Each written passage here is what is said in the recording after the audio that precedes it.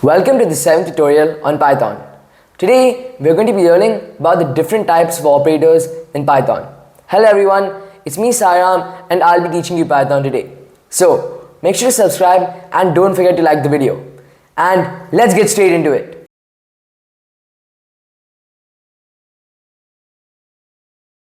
Today we're going to show you a completely new side of the print function. We already know that the print function is able to show you the values of the literals passed to it by the arguments. But in fact, it can do something more than that. Let's take the snippet 2 plus 2. Now let's run it. We get the output 4.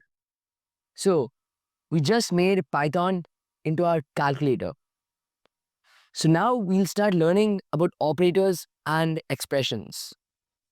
An operator is a symbol of the programming language, which is able to operate on the values. For example, just as in arithmetic, the plus sign is the operator which is able to add two numbers, giving the result of addition. But not all operators are as obvious as the plus sign. So let's go through some of the operators available in Python, and we'll explain which rules govern their use and how to interpret the operations they perform. We'll be focusing on these operators, which is the plus symbol, the minus symbol, the asterisk, the slash, the double slash, the percentage symbol, and double asterisk. Let's move on to our first operator.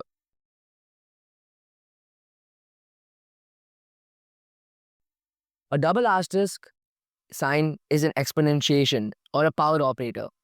Its left argument is the base and its right argument is the exponent. Let's take an example here. Print 2. 2 is our base, the double exponent, and 3. 3 is our exponent or our power. Let's run it. And we'll get 8 as the answer.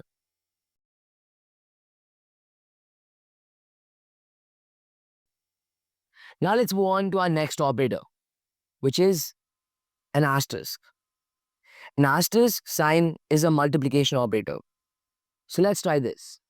Print 2 asterisk 3. We'll get the answer or the output as 6. But now we must revisit one of the topics we discovered last tutorial, which is the integer versus float. So let's try this. 2 and 3. In this snippet, both 2 and 3 are just integers. So our output is also an integer. But let's make 3 a float. Then our output will also be a float. But now let's make 2 a float. Let's run it. And once again, the output 6 is a float. Perhaps, what if we make both of them floats? Let's run it. And we once again get a float.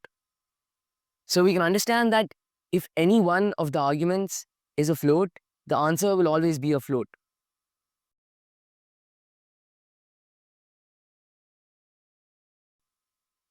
Now let's move on to the next operator, which is the division sign or a slash.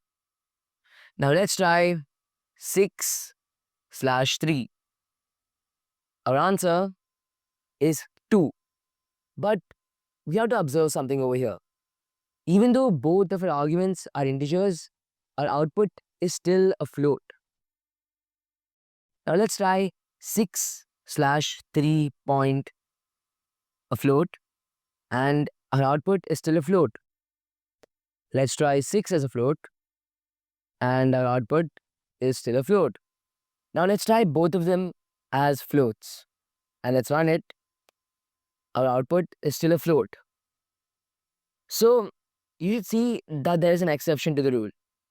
The result produced by the division operator is always a float, regardless of whether or not the result seems to be a float at the first glance, or even if it looks like a pure integer.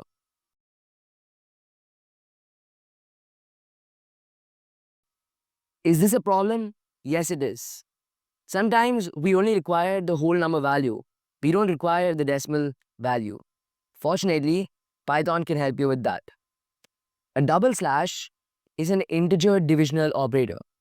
So now let's take 6 and 3 once again. But this time it's with a double slash. When we run it, we get 2. But this time 2 is an integer. Now let's confirm it with our integer versus float rule. Now let's put 6 as a float and 3 as an integer. We get 2.0. Then let's try 6. Then let's try 6 as an integer and 3 as a float. We get the output 2, but again as a float. Let's make both of them floats. Now we again get a float answer. As you can see, integer by integer division with a double slash gives an integer result, but all the other cases produces a float.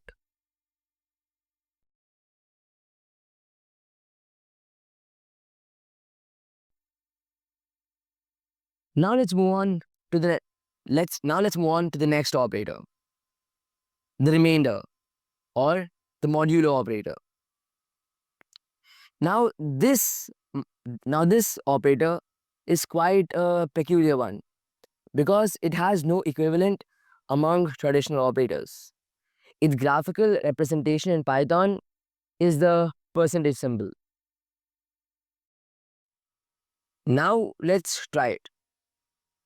Let's try to think of it as a slash, accompanied by 2 little funny circles. The result of the operator is the remainder left after integer division. So, in other words, it's the value left over after dividing one value by another to produce an integer quotient. Let's take the value once again as 6 and 3.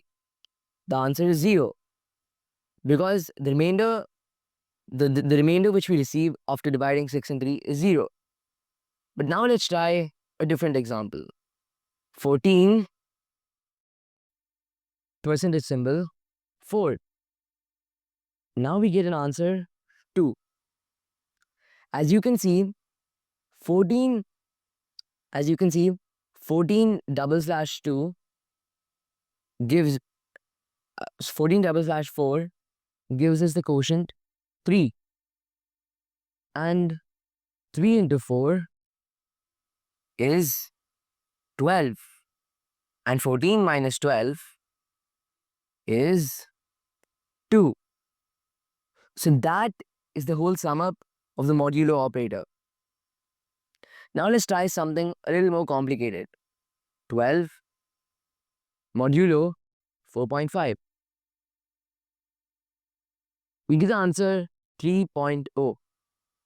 So if we follow a modulo operator with a float, or even if one number is a float, our answer will always be a float.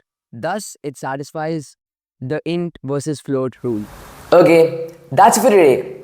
Hope you had a great time learning, and make sure to join in on the next tutorial. See you guys soon.